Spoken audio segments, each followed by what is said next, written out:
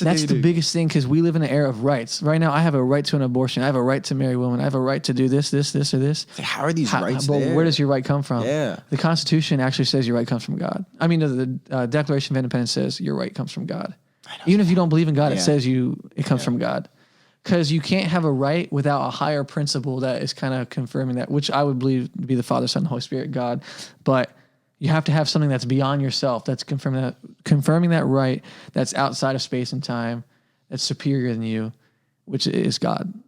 God rights do not make sense fundamentally, and I think if you follow the logic pattern, like we're talking about, you don't have a right to anything unless there's a God.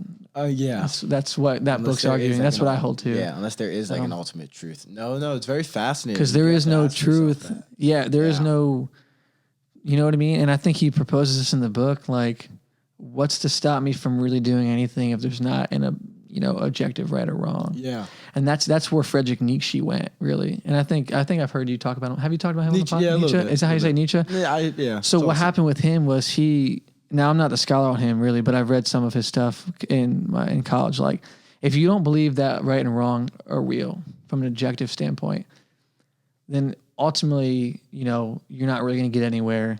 Why should I not go shoot up this place or do something horrible if right and wrong are not real things? Yeah. And with his life, it was a testimony because he actually became clinically insane. Like, his worldview, the way he viewed the world, took him with where his life went. Yeah. He went crazy. He was in look into the abyss long enough. He ended up in an asylum. Yeah. That's what happens. Yeah. You know what I mean? When you say something that crazy. Yeah. So. Yeah. But It's anyway, interesting. I'm glad you're challenged by the book. Yeah, no, I like it. It's interesting. Makes you think, right? Yeah, I love the books that make me think. I mean, you have to be challenged. Yeah, you have to be willing to like I was reading the Principles of Communism. I have the Communist Manifesto. Okay. Read it. Let's see what they got to say and stuff. Private property is the devil, the root of all evil, right? I think he says that. Yeah, they get like that. Yes, they get. I don't know, they just maybe it was from the time period or the life that they lived in. That it was very non-full perspective. It was a very like lack of full perspective. Like, very obviously, like, you're not kind of taking into human nature and this like idea of like this cycle that does happen. Like, and like it's like, okay, if we let your side of like socialism, communism happens, like, what will happen? Like, you're kind of giving us a utopian. You haven't given us any cons. Like, you have to give us cons if you're going to give us a realistic view. Exactly. There's no cons. It's all pro. It's at that point, it's not real, right? We're talking about a utopian kind of fake society. There are issues in life, and we have to try to like accommodate to them. And if you're not going to admit that, then it's like it's very hard to adopt. Yeah, well, communism it's rooted in atheism, and there's no hope. The only hope is to have a utopia. But like you said, it doesn't account for human nature. Yeah. So like what communism did, what Mao did, he killed like 60 million Chinese people. And Pol Pot in Cambodia in the 1980s, he killed like 1/3 of his population.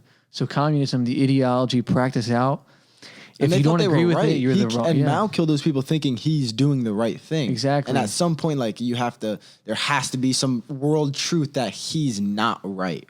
Like, right? Yeah. Like, the world must agree that Mao they thought it's he not was right to kill these people, right? Well, I just read Yunomi Park's Escape from North Korea. Fascinating. Yeah, great book. I read it in January, and like they thought Kim Jong-il or Kim Jong-un? Kim Jong-un. They literally think he's God.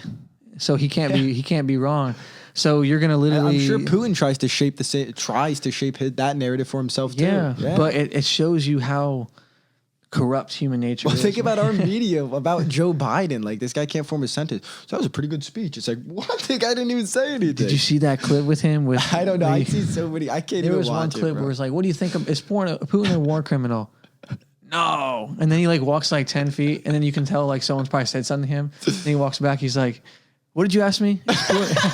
And they were like, is Putin a war criminal? Yes. And I remember listening to Michael Knowles. He was like, someone definitely just whispered something in this guy's ear to say something. You know? No, dude, it's bad. No, it's but bad. People, and that's the thing. People are actually telling themselves there's nothing wrong with him.